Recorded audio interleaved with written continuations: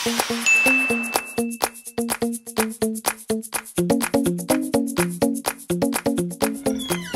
andito na pong lahat ang mga lumang maleta. Salamat. Sige po.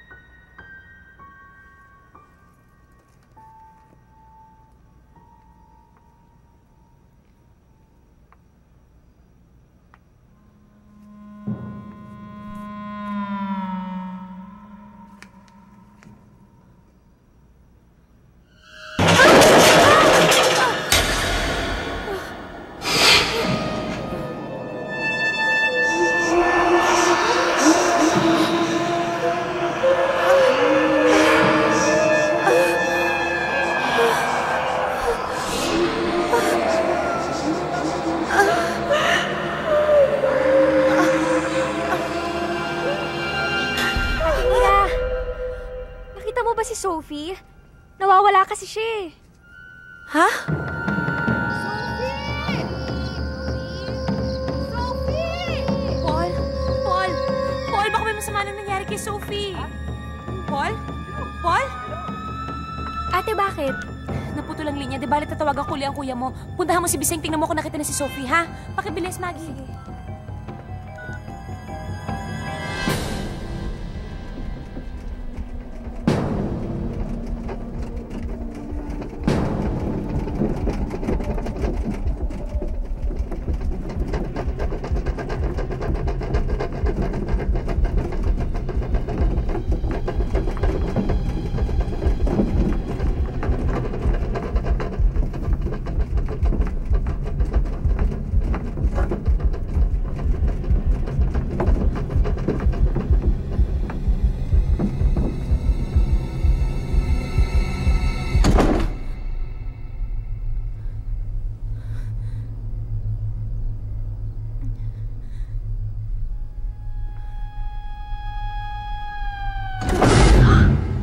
Sophie!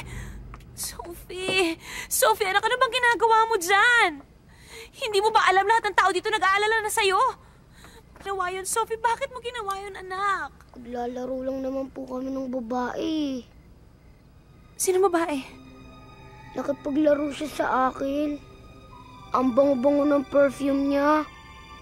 Siya ang nagsabi sa akin na pumasok ako sa cabinet. Magtataguan daw kami. Huwag daw akong lalabas. Naaamoy ko siya. Nandito ulit siya. Nandito siya, Mami.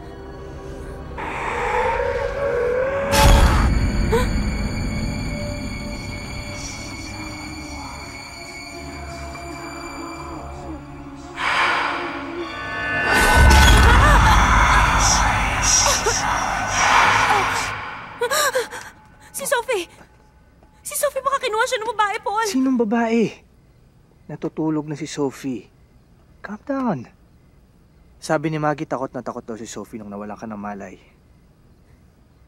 Nawalan ako ng malay kasi sinaktan ako ng babae, Paul. Nagpakita siya sa akin uli. Pati kay Sophie nagpapakita rin siya, Paul. Ito. Malamang Maria ang pangalan niya.